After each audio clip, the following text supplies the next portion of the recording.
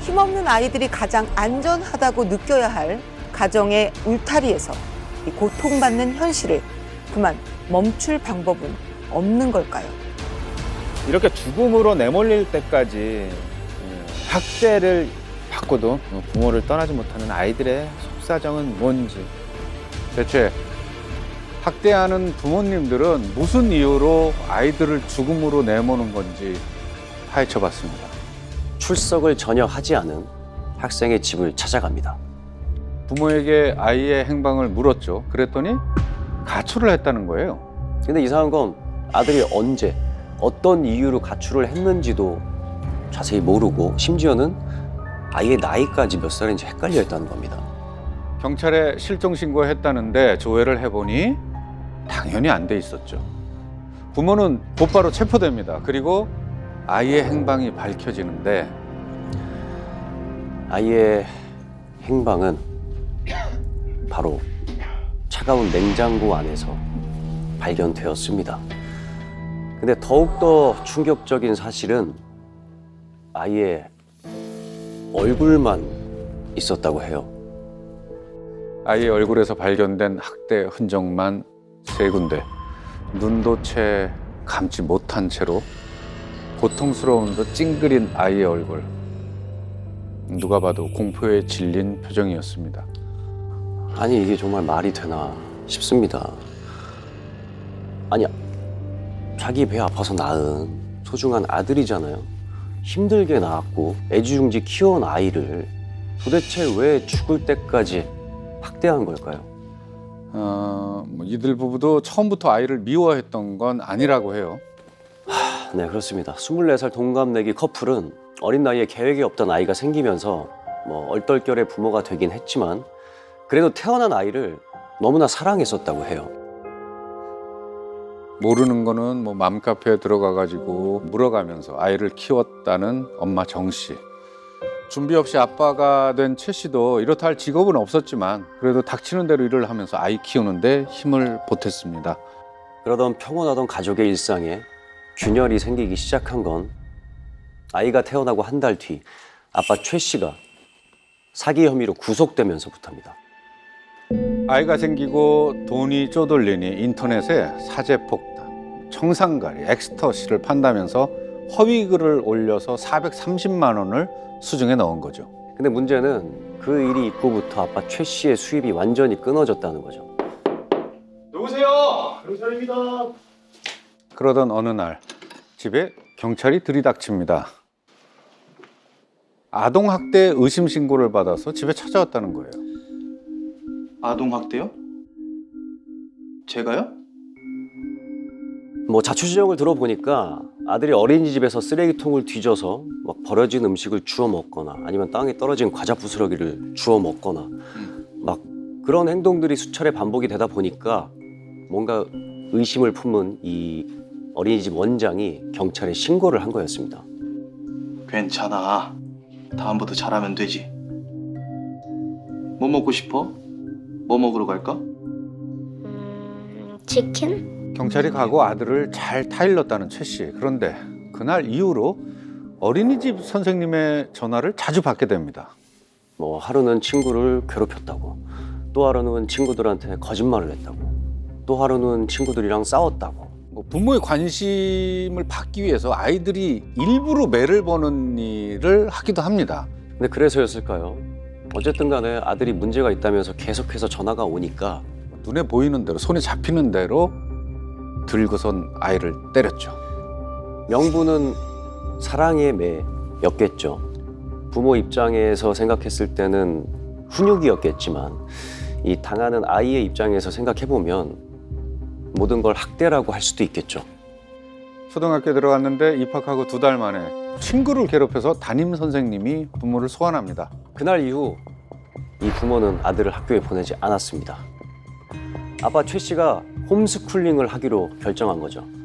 근데 이게 말이 좋아서 홈스쿨링이지, 그냥 아들은 그냥 집에서 온종일 컴퓨터 게임만 하는 아빠의 시중을 그냥 들게 한 거였어요. 네. 그러다가 조금이라도 말을 안 듣거나 눈에 거슬리는 행동을 하면 마구 때렸습니다. 매주 2~3차례씩. 한 번 때릴 때마다 1시간은 기본이었고요. 제가 잘못했어요. 잘못해! 그리고 나중에는 아들을 막 권투하듯이 때렸다고 해요. 근데 이 아빠 최 씨의 체중이 90kg 정도라고 하는데 저보다 한 20kg가 더 나가는 거거든요.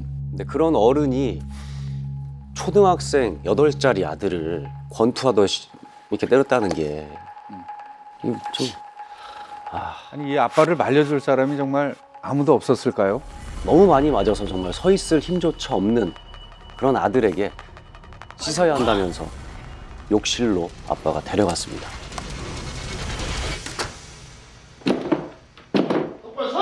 잘못했어요. 죄송해요. 뭘 잘못해? 아들이 계속 싫다고 반항을 하니까 또 주먹으로 얼굴을 내려칩니다. 근데 그날은 유독 더 오래 더 세게 아이를 때렸어요. 울지 마! 살려주세요. 울지 말고 손 대! 아빠 죽을 것 같아요. 얌전히 있던 아들이 반항했다는 것에 더욱 분노를 한 거죠. 결국 아들은 의식을 잃고 쓰러지게 되죠. 근데 이 엄마가 그 자리에서 인공호흡을 했대요. 왜 그랬을까요? 아이의 온몸에 학대 흔적이 있으니 병원에 데려갈 수가 없는 거죠. 그날 이후 아이는 이 탈진 상태가 돼서 혼자서 움직일 수 없는 상태가 됐다고 합니다. 대부분 누워만 있게 됐죠.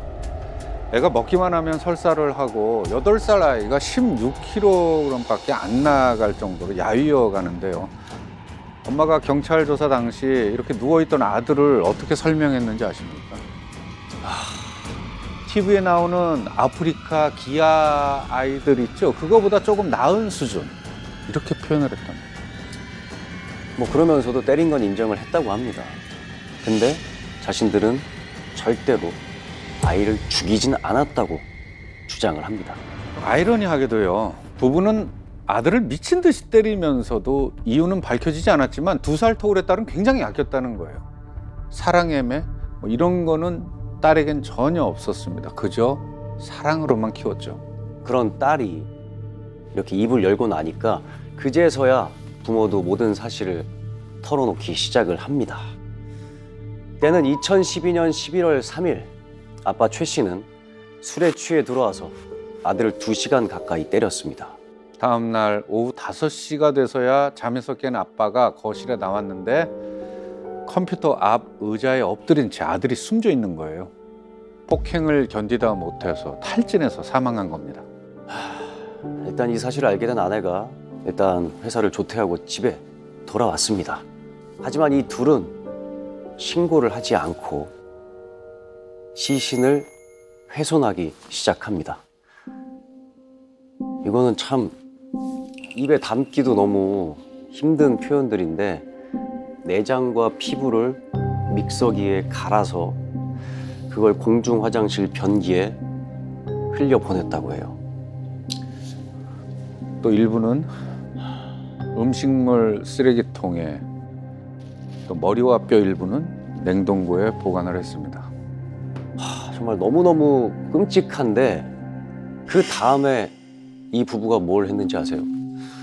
집에서 이 냄새가 난다고 청국장을 끓여놓고서는 둘이 앉아서 치킨을 시켜 먹었다고 합니다.